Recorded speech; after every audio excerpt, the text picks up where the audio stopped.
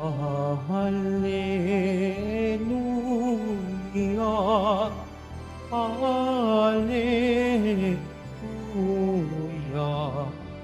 Hallelujah, Hallelujah.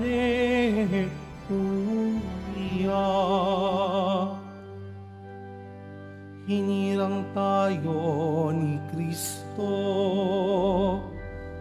upang mamungang totoo bilang mabubuting tao. Hallelujah, Hallelujah, Hallelujah, Hallelujah.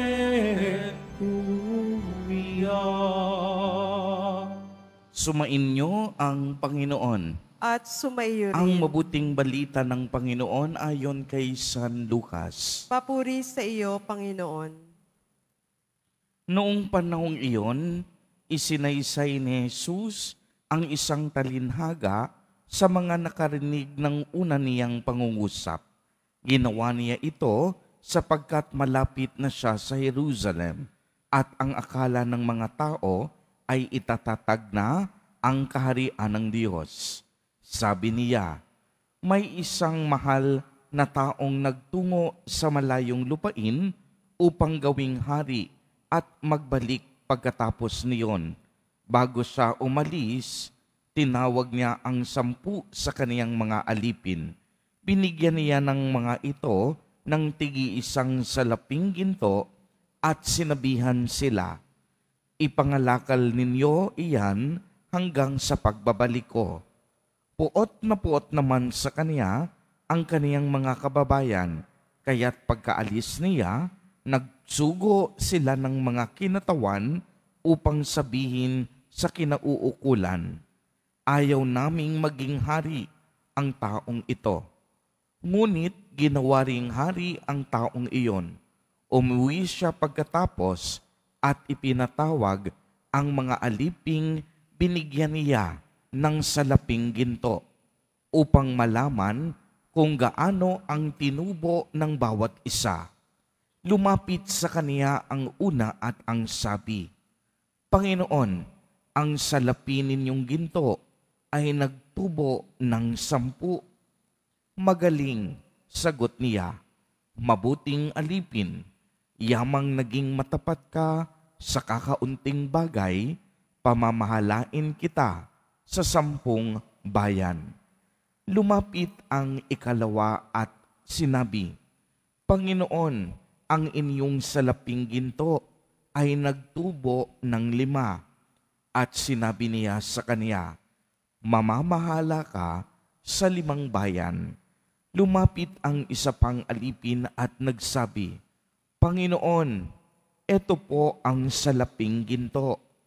Binalot ko sa panyo at itinago. Natatakot po ako sa inyo sapagkat napakahigpit ninyo. Kinukuha ninyo ang hindi sa inyo at iniaani ang hindi inihasik. Sinagot siya ng kaniyang Panginoon, masamang alipin, sa salita mong iyan kita hahatulan. Alam mo palang ako'y mahigpit. Sinabi mo, kinukuha ko ang hindi sa akin at iniaani ko ang hindi ko inihasik. Bakit hindi mo iniligay sa bangko ang aking salapi? Pagbalik ko, sana'y may tinubo ang puhunang ito. At sinabi niya sa mga naroroon, kunin niyo sa kanya ang salaping ginto at ibigay sa may 10. Panginoon, siya po'y mayroon ng 10 salaping ginto.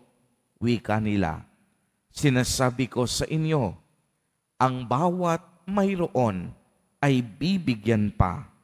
Ngunit ang wala, kahit ang kakaunting nasa kanya, ay kukunin pa.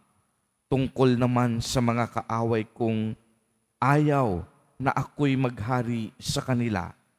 Dalhin ninyo dito at patayin sa harap ko.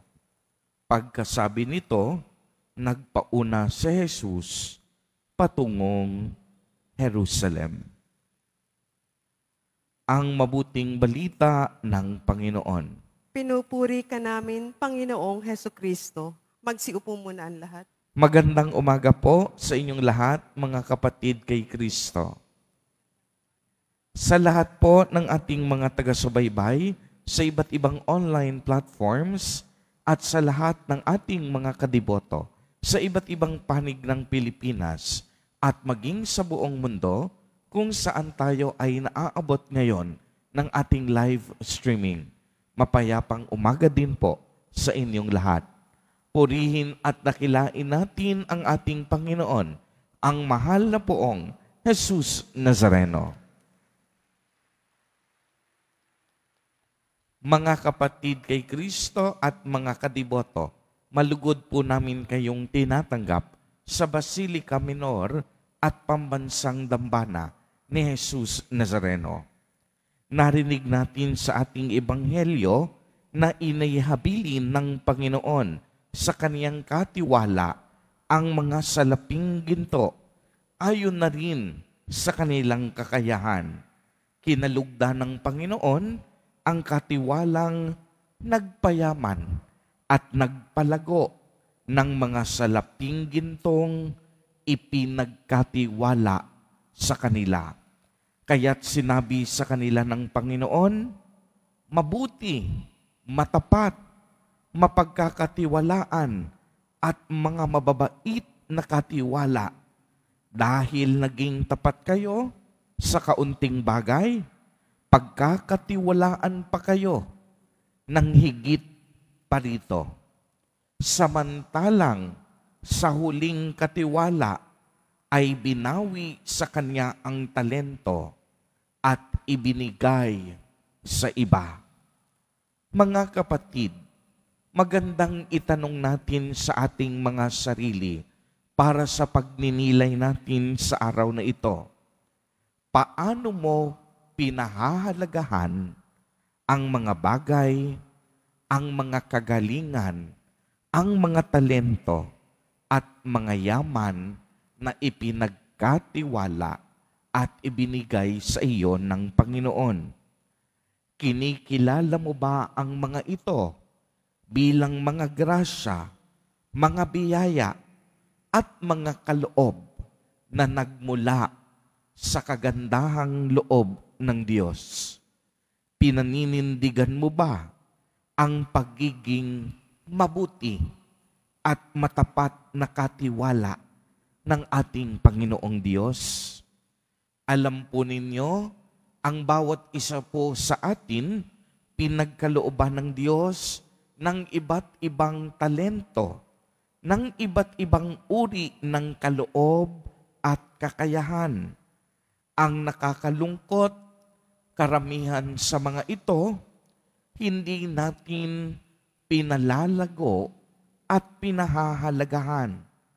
Dahil sa katamaran at kapabayaan, madalas wala tayong ginagawa at hindi natin napapansin ang mga kakayahan at kagalingan na mayroon tayo. Minsan pa nga po, pinangungunahan tayo ng matinding takot at pag-aalinlangan sa mga bagay na ipinagkatiwala sa atin ng Diyos. Kaya naman mga kapatid kay Kristo, hinahamon po tayo ng Ebanghelyo sa araw na ito. Tignang muli natin ang ating mga sarili. Una, magpasalamat tayo sa mga biyaya, sa mga talento, sa mga kagalingan at kakayahan na mayroon tayo sa kasalukuyan. Pangalawa, tulad ng mga matatapat na katiwala, palaguin natin ang mga ito. At ikatlo, pagsumikapan nating mapayabong at mapaunlad ang mga grasya't mga pagpapalang ito. At higit sa lahat, ikaapat, magtiwala at umasang lagi tayo sa Diyos upang tayo'y manatiling karapat-dapat niyang mga katiwala.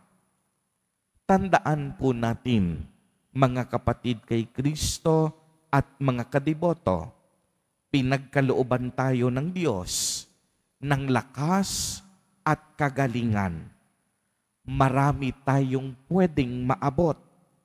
Malayo ang pwede nating marating kung gagamitin natin ng tama at husto ang mga talento at kakayahang mayroon tayo. Ang mga pagpapalang mayroon tayo, naway magtulak sa atin upang mas lalo tayong magpakumbaba at naway ito'y maging daan upang mas lalo tayong maglingkod sa Diyos at sa kapwa sa pamamagitan ng mga talento at kakayahan na mayroon tayo. Naway, mas marami pa tayong matulungang mga kapwang nangangailangan at maihango natin sila mula sa kahirapan at pagdurusa sa kanilang buhay. Amen. Purihin at dakilain natin ang ating Panginoon, ang mahal na poong Jesus Nazareno.